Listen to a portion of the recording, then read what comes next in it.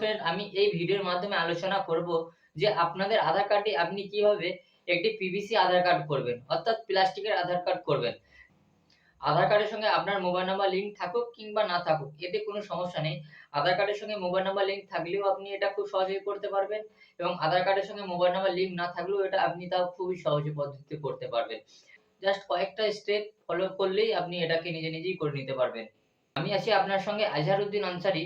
তো আপনি যদি এই ভিডিওটি ফেসবুক থেকে দেখে থাকেন, তো ফেসবুক অ্যাকাউন্টটাকে একটু ফলো করবেন এবং একটা লাইক দিয়ে যাবেন। একটু কমেন্টে জানিয়ে যাবেন আপনারা কে কোথা থেকে দেখছেন, এবং একটু শেয়ার করবেন। আপনি নিজে দেখুন এবং অন্যকে একটু দেখার সুযোগ করে দেবেন।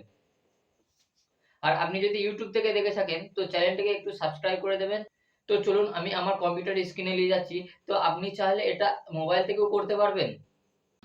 তো ফ্রেন্ড, মোবাইল থেকে করার জন্য আপনি প্রথম যে কোনো একটি ইন্টারনেট ব্রাউজার ওপেন করে নেবেন। তো আমি এখানে গুগল ক্রোমটি ওপেন করে নিলাম। তো গুগল ক্রোমটি ওপেন করার পর আপনি এই সার্চ বারের মধ্যে এইখানে লিখবেন যে UIDAI, এটাকে লিখে আপনি সার্চ দিবেন। তো সার্চ দেওয়ার পর আপনি এইখানে যে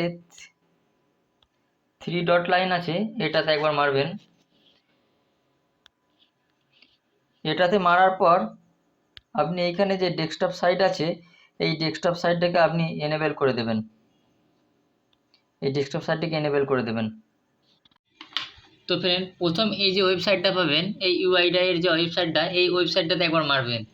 তো এখানে একবার ক্লিক করার পর আপনি আপনার পছন্দ মতো একটা ভাষা সিলেক্ট করে নেবেন। ভাষা সিলেক্ট করার পর এই গেট আধার সেকশনের আন্ডারে অর্ডার আধার পিভিসি কার্ড, এটাতে একবার ক্লিক করবেন। এখানে ক্লিক করার পর আপনি প্রথম এখানে আপনার আধার নাম্বার দেবেন, এখানে ক্যাপচার কোড দিবেন, এবং আপনার যদি আধারের সঙ্গে মোবাইল নাম্বার লিঙ্ক থাকে তাহলে এটাতে টিক মারা দরকার নেই, আর মোবাইল নাম্বার লিঙ্ক না থাকলে এটাতে টিক চিহ্ন মেরে দেবেন এবং সেন্ড ওটিপিতে মারবেন। তো আমি এখানে আমার আধার নাম্বার বসিয়ে ফিল আপ করে নিচ্ছি। এখানে ক্যাপচার কোড বসাবেন, এবং আমার মোবাইল নাম্বার লিঙ্ক নেই, তাই এখানে আমি আমার মোবাইল নাম্বারটা বসিয়ে সেন্ড ওটিপিতে মারলাম। তো এরপর আপনি এখানে ওটিপি বসাবেন। ওটিপি দেওয়ার পর জাস্ট সাবমিটে মারবেন। সাবমিটে মারার পর এই যে এখানে একটা টার্ম অ্যান্ড কন্ডিশন আছে, এটাতে একবার আপনি টিক চিহ্ন করে, ওখানে টিক চিহ্ন করে আপনি পেমেন্ট প্রসেসটাতে মারবেন।